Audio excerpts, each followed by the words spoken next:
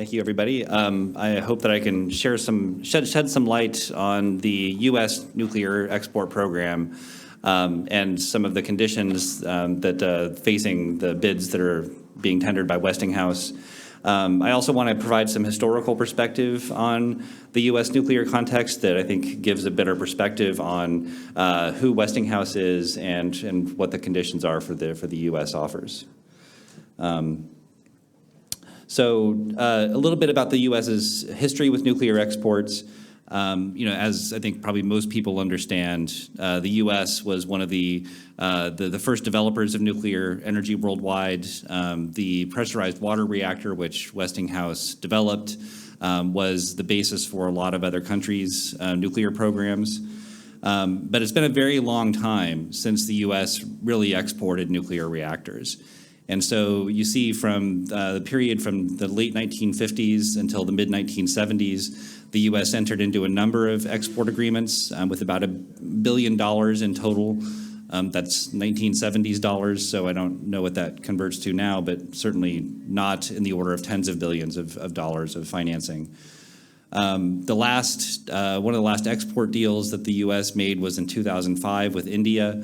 But that agreement has never gone anywhere because of disputes over India's laws regarding nuclear accident liabilities.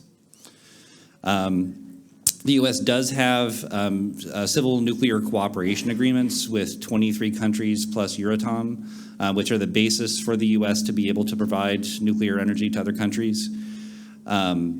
More recently, there's been a number of deals that have been reached with Indonesia, the Philippines, and some other countries. Those haven't resulted in any nuclear construction yet. The U.S. is still a country that has laws, and so regardless of what the political agenda is behind nuclear power, we do have conditions upon the way in which these deals would have to be executed, as well as the financing. So the Atomic Energy Act is the governing statute for the United States, covering all nuclear issues, both in terms of domestic and international. Section 123 is what governs these civil nuclear cooperation agreements and the export scenario. Those are negotiated by the Department of State in the U.S., so it's a diplomatic process with consultation from the nuclear agencies that govern our domestic programs. The civil nuclear cooperation agreements have to satisfy several criteria, mostly connected to nonproliferation of nuclear weapons. And there have been some exceptions to that, especially for the India agreement. And then there's a Part 810 of the implementing regulations that govern essentially the actual transfers of technology. So the private companies like Westinghouse that would sell their designs to other companies in other countries. And that will come up in some subsequent issues around the dispute regarding Korea Hydro and Nuclear Power Company. The U.S. has two primary export finance agencies. One is the Exim Bank, which people talk about a lot. The Exim Bank is governed by laws as well, and has several criteria for how it may do financing of export projects. One that I didn't list here is that the Exim Bank is not allowed to compete with private finance. It's supposed to be a supplement to the private finance industry for particular purposes, to fill gaps, basically. But one of the most important requirements of Exim is that the projects that it finances have to have reasonable assurance of repayment. And this is the reason why the U.S. doesn't have a ban on financing nuclear energy exports, but this criterion that there has to be reasonable assurance of repayment makes it difficult for the Exim Bank to finance nuclear projects because they're so expensive and so risk-prone. There's a newer agency, the International Development Finance Corporation, or DFC, which was established a few years ago, essentially to enable the U.S. to compete with China for development finance, the Belt and Road Initiative. But there are restrictions on what DFC can do. And I think, first and foremost, it has a cap of $60 billion in lending. And so if we're talking about financing nuclear energy projects, one project, such as an AP1000, could take half of that cap for one project. And this is a development finance program for, many different types of infrastructure and economic development, not just for nuclear energy. It's also supposed to target financing for low and lower middle income countries. And so, you could argue that if a country can afford to buy nuclear power plants, it might not fit into that category. But the Biden administration is using the DFC politically and is already seeing some criticism for making loans to countries that are much richer than what DFC is targeted for. But this is an evolving policy situation in the U.S. There are changes being made and under consideration. In recent years, there have been some new sort of efforts by the Biden administration and Congress to ramp up nuclear energy financing, but there's been no significant policy changes as of yet. There is proposed legislation in Congress that seems to have wide support for going outside of EXIM and DFC to essentially encourage other international financial institutions to get into nuclear energy finance. I testified at a congressional hearing about this, and there was wide support on both sides of the aisle for that legislation, but they haven't been approved yet. But the U.S. has decided, has made a political decision, and this is both the Biden administration and the sentiments at the rest of the federal government, that the U.S. wants to essentially assume leadership of nuclear energy worldwide. In some fashion to restore its status from 40 years ago.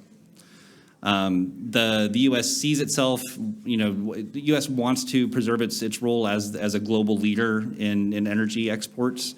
So right now, we are obviously the largest oil and gas producer in the world. But we're with the U.S.'s commitments to climate action, that's not consistent. We're not in a position to be an exporter of renewable energy.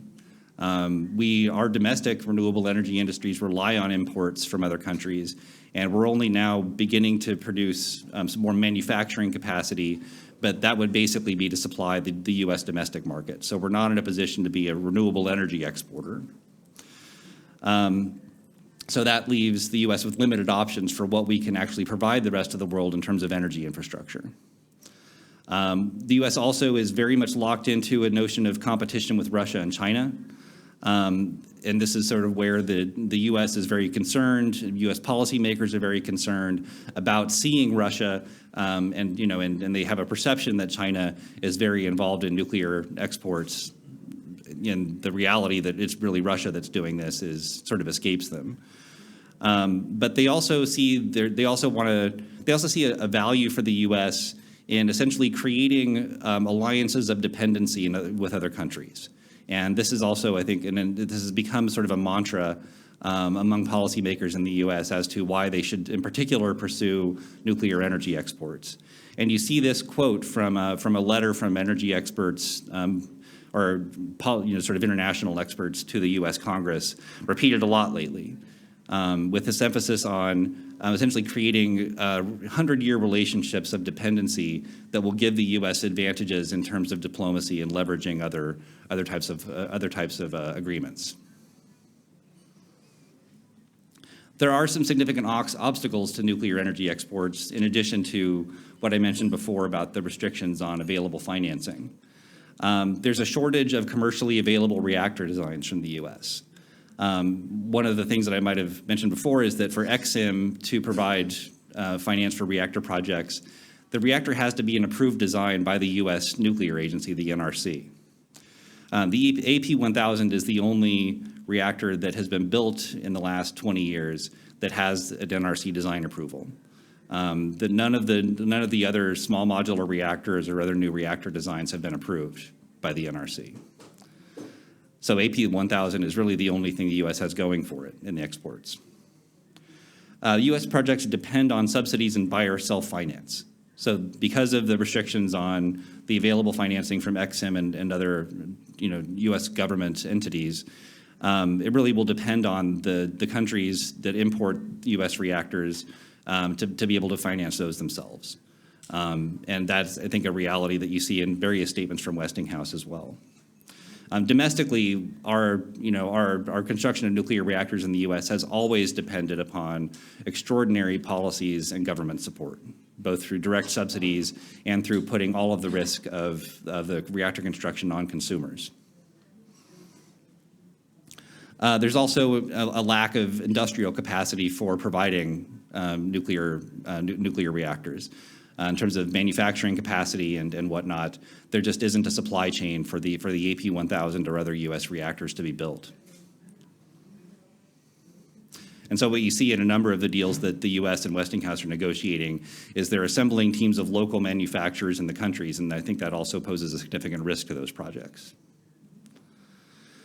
So to give some perspective about why the U.S. has really so little to offer in terms of actual products and in terms of nuclear exports, you have to look at what's happened recently in the U.S. So in 2005, the U.S. passed an Energy Policy Act, which provided a whole sort of broad energy industrial policy that included about $25 billion in financing and incentives for domestic U.S. nuclear projects. That quickly resulted in orders for about 30 reactors being made in the U.S. by utility companies, which are the ones that build and operate electricity systems in the U.S. They actually received licenses to build 14 of those, but only 4 began construction. All the rest were canceled before beginning construction, as the costs were already rising. 2 of those reactors were canceled in 2017 when Westinghouse went bankrupt over those projects, and 2 were just completed, the final one a few months ago. And that was at a cost of $36 billion, about 30 billion euros. It took 7 years longer than planned, so almost 3 times the construction schedule, nearly 3 times the cost of what was originally proposed. And that amounted to a 93% cancellation rate for the 30 reactors that were planned, which is even worse than what happened in the U.S. with our first generation of nuclear construction. So turning to Westinghouse and its role in all of this. Westinghouse has a long reputation as a leader in the nuclear industry, as one of the founding companies that popularized and commercialized the technology. It is not the same company today as it was when all of that happened. But it was an early leader. This is where it gets its reputation. It was the company that discovered the neutron and the whole basis for nuclear technology. Its scientists were recruited into the Manhattan Project to develop the nuclear bomb during World War II. And then it was picked to develop the nuclear reactors for nuclear submarines, which became the basis for the pressurized water reactor. The U.S. government decided in the 1950s that we needed to have a peaceful counterpart to nuclear weapons, so it created the Atoms for Peace program, that invested a lot of money in research and development for nuclear power plants, passed several sort of landmark pieces of legislation to make commercialization of nuclear power possible. And then Westinghouse and General Electric became sort of the global leaders in developing the technology and commercializing it. They did this primarily by selling a few. The first reactors were sold to U.S. utilities under what they called turnkey contracts, which were fixed price contracts where the utility, basically the manufacturers, Westinghouse and General Electric, took on the liability for cost increases. And so no one knows what those initial projects ended up costing. But what it did was it got U.S. utility companies excited about building nuclear power plants. And so that started a wave of reactor orders in the U.S. But once those first turnkey projects were done, and the utilities were responsible for the cost immediately started to skyrocket. And that's essentially what happened in the first generation of U.S. reactor construction, where there were 270 reactors that were ordered by utility companies, still less than what the federal government was asking for, but only half of those were completed. And those occurred with consistent cost overruns and delays, sometimes as much as 10 times the cost of what was originally agreed to or offered. It nearly bankrupted several utility companies in the U.S., and for that reason, the nuclear build program essentially stopped. The last reactors were ordered in the U.S. in 1978, and everything else was canceled. So there's been a well-known history of this was essentially blamed on the industry itself. Forbes magazine is one of the kind of premier U.S. business magazines, and this was their pronouncement in the mid-1980s about the failure of the U.S. nuclear program as one of the worst managerial disasters in business history. Since then, Westinghouse has undergone complete transformation. It was a large engineering and manufacturing conglomerate covering a wide number of electricity industries. That company has been sold off and partitioned off. It nearly went bankrupt in the early 1990s over some bad business ventures. It became essentially a media corporation in the mid-1990s, buying a television conglomerate, but then sold its power and infrastructure business to the German company Siemens in 1997.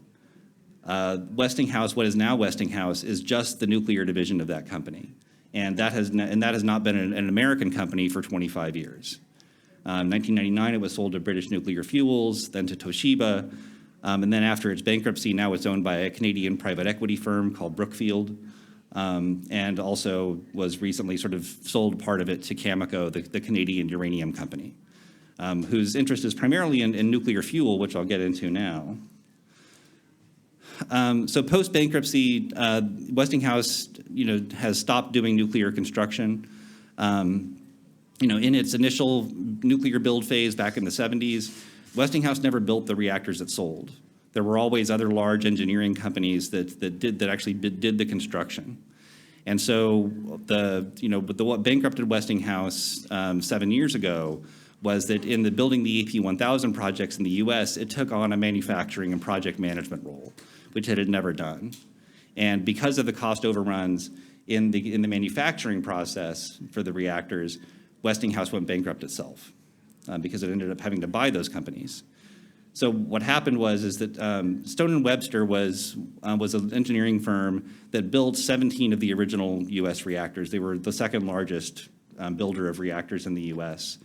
But by the late 1990s, because the nuclear build program stopped, Stone & Webster didn't have anyone with experience building reactors in its company. But it was relied upon by the various manufacturers that signed up to build the AP1000 projects to be their entree into nuclear construction. That went badly and virtually bankrupted two large manufacturing firms in the process. And then in order to complete the AP1000 projects, Westinghouse had to buy Stone & Webster itself and take on ownership of the manufacturing business. That, within 2 years, led to Westinghouse going bankrupt itself and then to be sold off to the private equity firm later. Westinghouse in 2017 ended its involvement in the AP1000 construction. So that's when the South Carolina project was canceled. The Vogtle project in Georgia continued, but with Bechtel, another U.S. nuclear engineering company, taking over management of the project. So today, Westinghouse essentially has, its business is servicing existing reactors. It sells fuel, it provides services and engineering consultation, but its new reactor division is not doing any nuclear construction currently. It doesn't have any capacity to actually do manufacturing.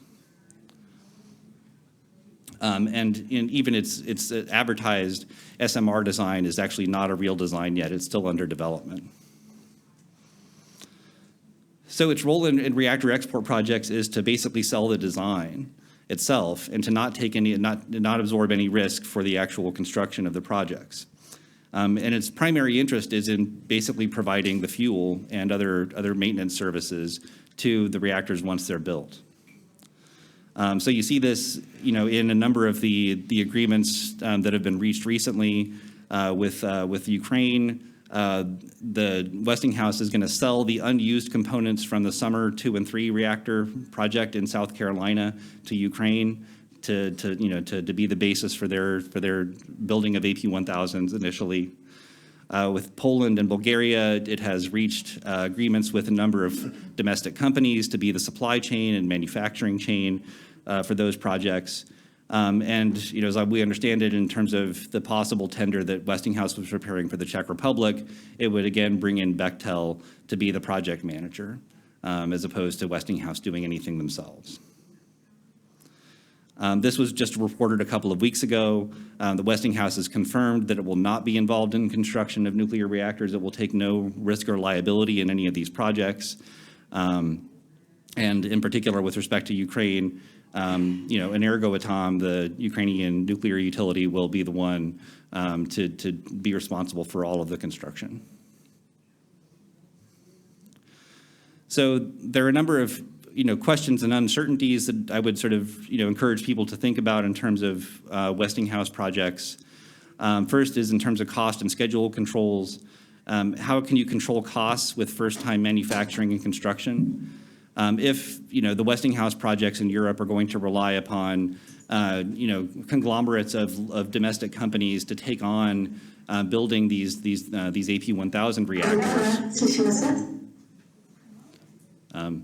If it's going to rely upon domestic manufacturers. Pardon.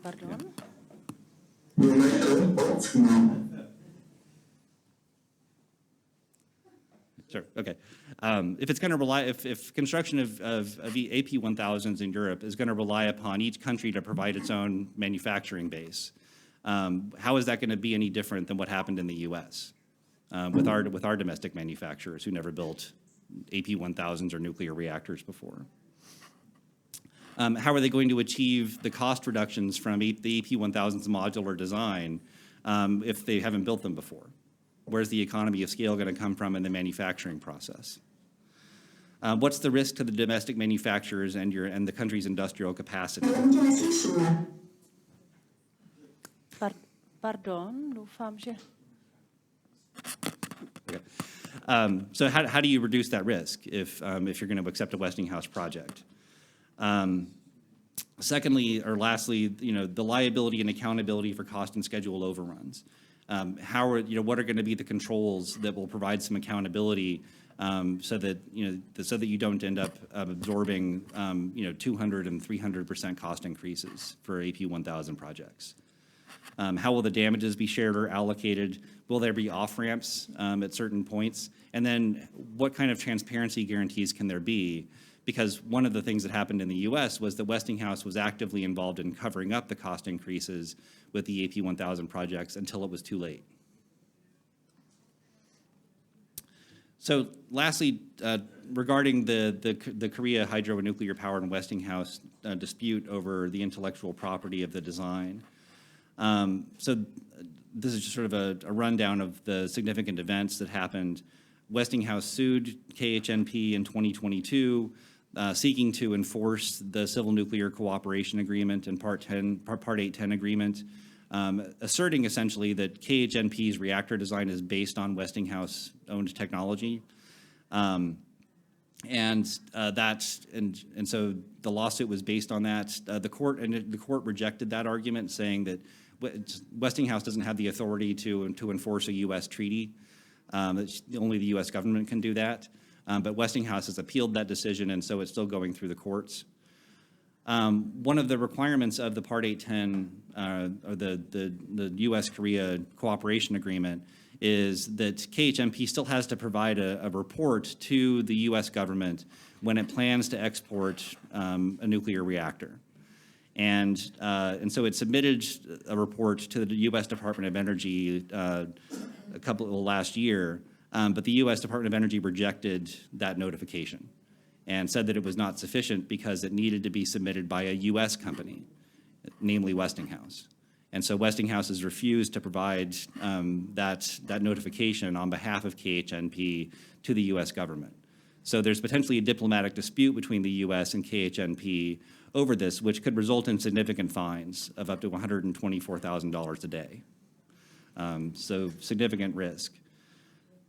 And there's also an arbitration process happening in the Republic of Korea regarding this. There's no resolution expected for that by the end of next year.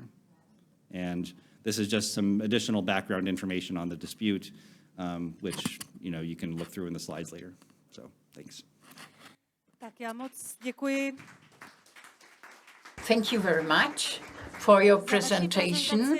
And now there's a space for one question, so it was a bit prolonged, but we hope to have a break here and we'll be linked to Korea with the Korean speaker. I would like to ask you to pass over the mic. Thanks very much, Tim. Thanks very much, Eve, for your presentations. Your analysis of EDF and Westinghouse export programs. And the way I understand it, it's not about energy, it's not about profit, it's about geostrategic issues of the countries, France and US, behind it, which is a real insight in the analysis.